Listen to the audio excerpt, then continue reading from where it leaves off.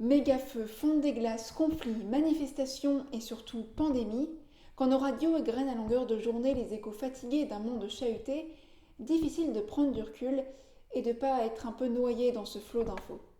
Alors, dans cette vidéo, je vous propose de démonter quelques idées reçues sur l'année 2020, et ce, grâce à un super outil, Descartes.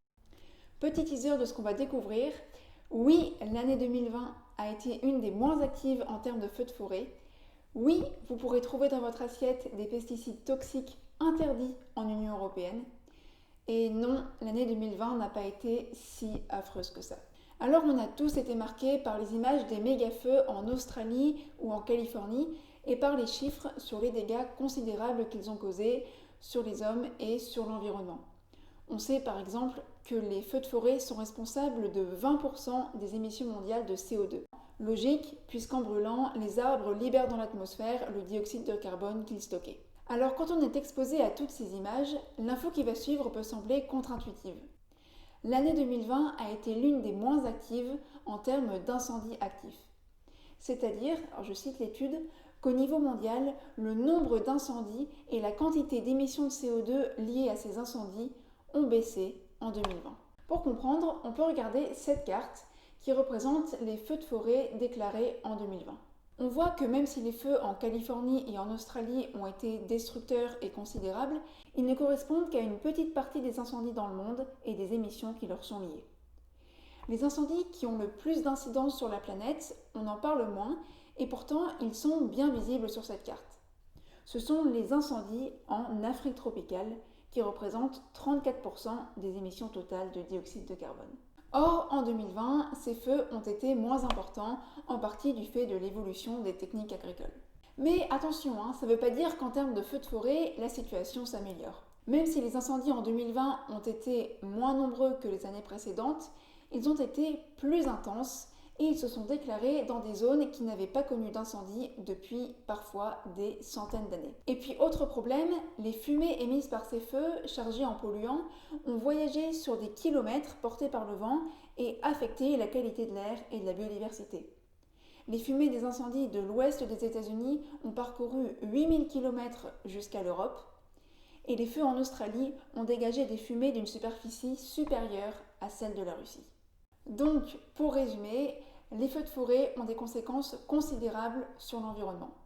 Ils ont été moins nombreux en 2020, mais plus intenses, et les feux les plus médiatisés ne sont pas forcément ceux qui ont le plus de conséquences sur l'environnement. Et en parlant d'environnement, parlons d'une nouvelle qui a fait les gros titres cette année. Les émissions globales de CO2 d'origine fossile ont diminué de 7% en 2020. Alors c'est une baisse historique, sans précédent depuis 1900, mais il faut quand même nuancer cette bonne nouvelle, et ce pour au moins 4 raisons. Déjà, cette baisse risque d'être rattrapée après le confinement, à moins que les pays adoptent des plans de relance verte de manière très rapide et très efficace. Ce qui n'est pas le cas de la Chine, où les émissions de CO2 sont remontées après le confinement à des niveaux supérieurs à ceux de 2019. Ensuite, même si les émissions de CO2 ont baissé, la quantité de CO2 dans l'atmosphère, elle, a augmenté. C'est logique, puisque le CO2 émis les années précédentes n'a pas disparu et qu'on a continué d'émettre du CO2.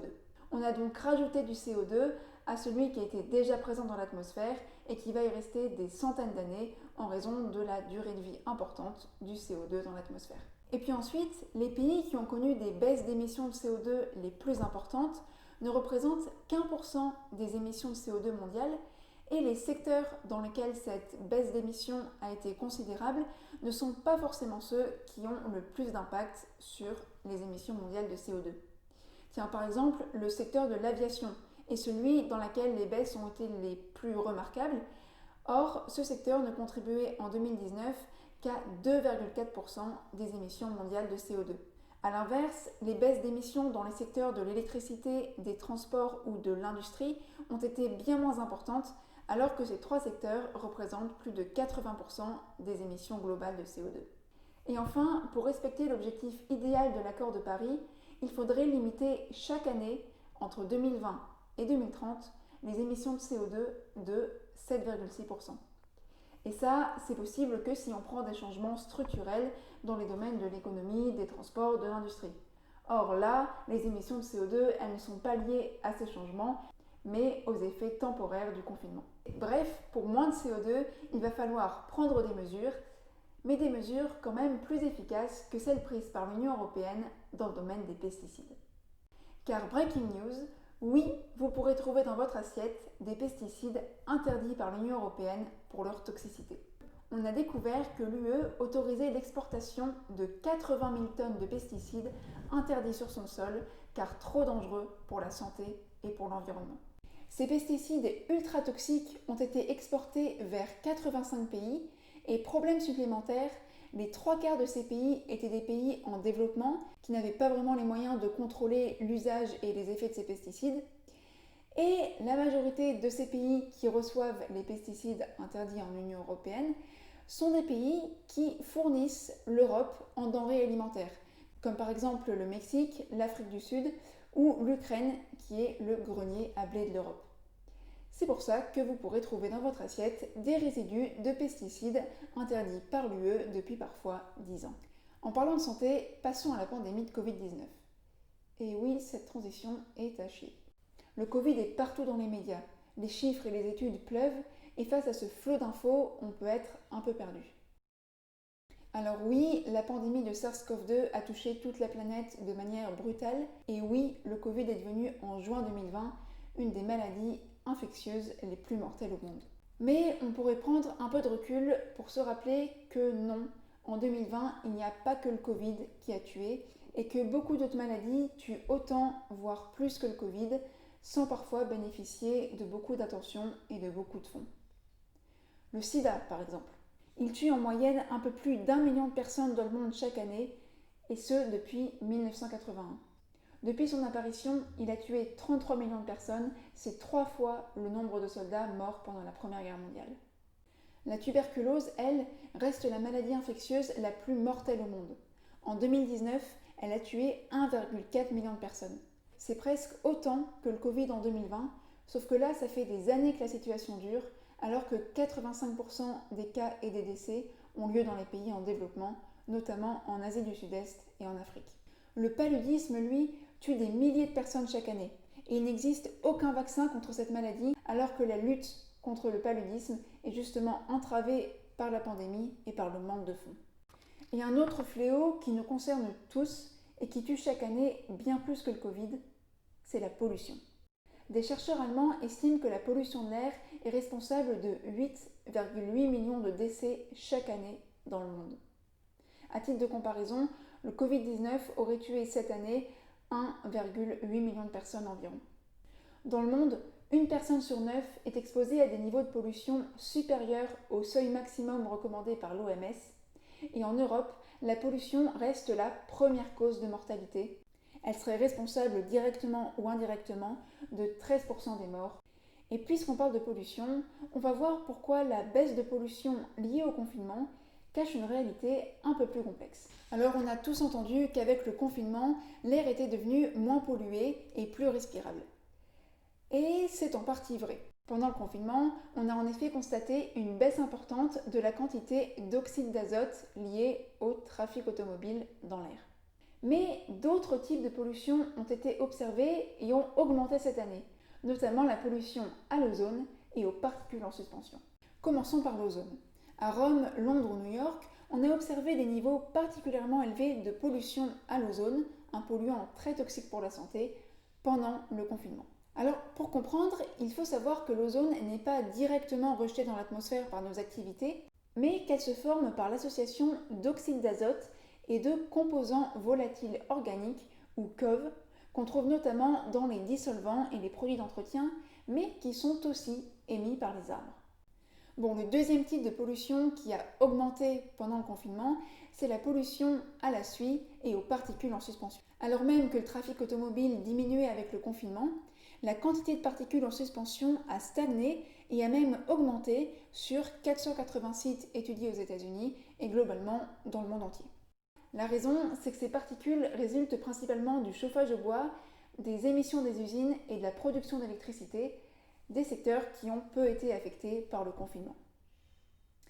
Donc, ce que nous montre tout ça, c'est que quand on étudie la pollution, il ne faut pas se focaliser uniquement sur les émissions liées au trafic automobile, mais prendre aussi en compte toutes ces autres sources d'émissions dont on parle moins, mais qui sont tout aussi importantes. Allez, on reste dans le contre-intuitif pour parler d'une info un peu étonnante. Cette année, la superficie de certaines îles a augmenté, et ce, malgré la hausse du niveau des mers. Les chercheurs ont étudié l'île de Gé, une des îles de l'archipel des îles Marshall, et ils ont remarqué que la superficie de cette île avait augmenté de 13% depuis 1943.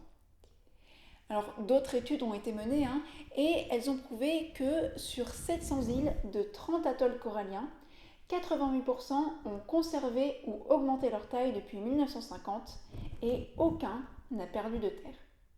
Alors c'est contre-intuitif quand on sait que la hausse du niveau des mers ne cesse d'augmenter. Mais comment expliquer ça? En fait, ces îles se développent grâce aux sédiments produits par les récifs coralliens. En gros, les coraux vont produire des sortes de biomasse ou de déchets organiques qui vont former des sédiments et qui vont s'accumuler en bordure de l'île, ce qui va faire que sa superficie augmente. Mais tout ne va pas bien pour autant. Ce processus ne concerne que certaines îles coralliennes et surtout, pour que la formation de sédiments ait lieu, il faut que les coraux soient en bonne santé. Or, les coraux sont directement menacés par le réchauffement climatique. 40% des récifs coralliens ont disparu en 40 ans et si rien n'est fait d'ici 2050, c'est la totalité des récifs coralliens qui pourraient disparaître. Et on rappelle que 80% des 1200 îles des Maldives pourraient disparaître sous les eaux d'ici 2100 et que la montée des eaux bouleverse déjà la vie des habitants de nombreuses îles. Alors pour finir sur une note un peu plus positive et montrer qu'en 2020 on a aussi fait de belles découvertes, une petite carte qui fait plaisir aux yeux et aux scientifiques. En juillet 2020 a été publiée la plus grande carte tridimensionnelle de l'univers. C'est le résultat de 20 ans d'analyse et une merveille produite grâce au télescope spatial eROSITA qui fonctionne au rayon X et qui permet donc de voir non seulement les étoiles, ce que peuvent faire tous les télescopes classiques, mais aussi plein d'autres choses comme l'activité de trous noirs supermassifs, des restes d'explosion de supernovas, qui sont des traces de la mort des étoiles, la fusion d'étoiles à neutrons, des étoiles avalées par les trous noirs, et des nuages de gaz extrêmement chauds où naissent de nouveaux astres.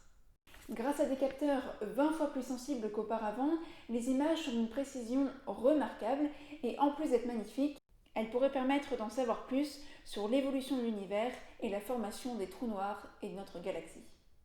Voilà, n'hésitez pas à laisser vos avis, à aller voir les sources en description pour creuser tout ça et à rester critique et le nez dans les cartes.